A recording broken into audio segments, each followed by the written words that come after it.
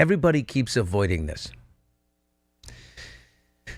because because you want to, because it's sad and it's happening before your eyes, and you look at it and you just want to move on. It's Britney Spears. More dance videos from a Cabo hotel room than I can possibly take. The songs change, the dance moves sadly do not. The smoky eye, the beat up voice, the whole thing is just sad. She's not okay, and you know it. And all the hashtag Free Britney crusaders marching outside the courthouse 4 years ago, misfits, kind of mostly in search of community, coalesced to deliver Britney to her present state. And I don't know what that is, but it's definitely not balanced or healthy. It's lovely to free Britney, but free her to what? Where's the continued care program? When her father, who was, far from perfect, alcoholic at least, pulled out because he was pilloried everywhere, pulled out as her conservator, he handed her lawyer, Matthew Rosengart, a legal victory. So they set Britney free. I got to say, I was the only mainstream journalist at the time to cast a warning amid the ass-kissing celebration on every other channel. All right, now to Britney Spears, who's not only been freed from her 13-year conservatorship, but freed to unleash some pent-up feelings. I'm just grateful, honestly, for each day and being able to have the keys to my car and being able to be independent and feel like a woman and owning an ATM card, seeing cash for the first time. A lot to say. And she also had some kind words for the Free Britney faithful.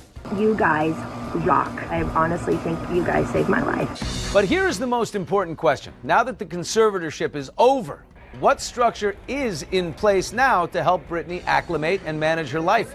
In short, not much. In short, today, not much. Temporary conservator. In short, not much. That's her temporary conservator, and there was no aftercare plan. None at all. And you're watching it right now. It's a disaster. Here's the truth of what's going on. And my sources match my instinctual knowledge.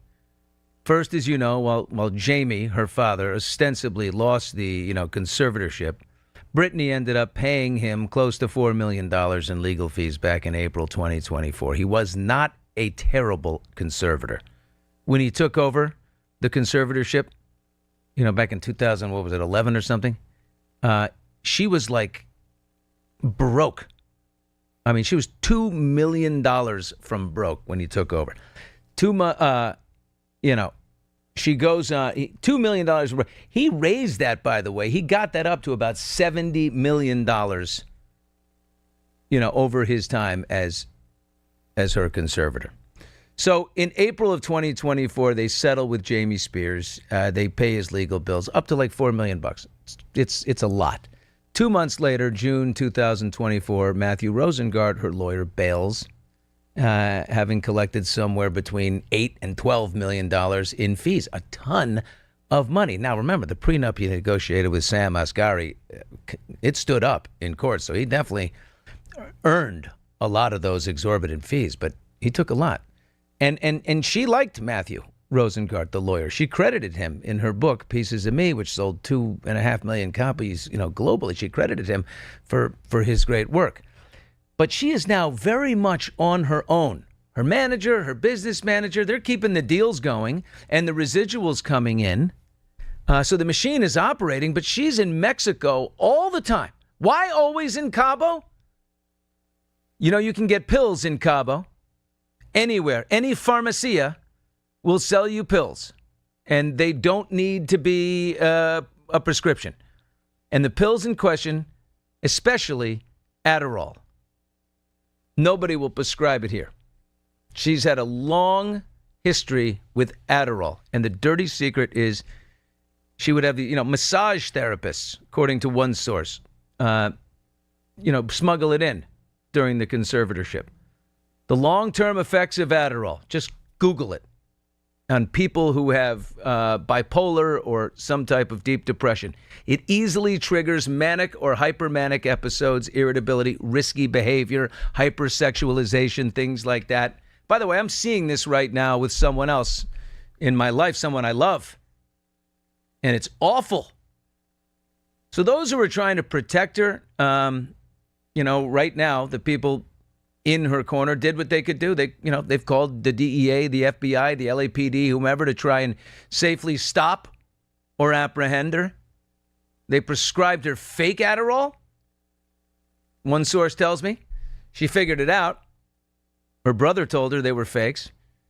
They went to Mexico. They keep going to Mexico, where these deeply sad and bizarre videos take place. Someone's got to do something for her. Somebody. I don't know where, but she's not well.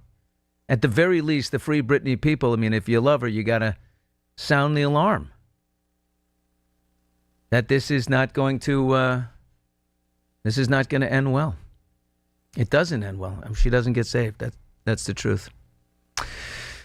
Went out to dinner with her years ago when she was engaged to a great friend of mine. My wife and I went out to dinner with Britney and him, the four of us.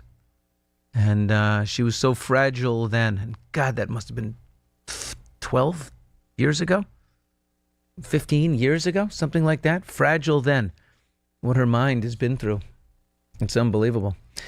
Okay, up next.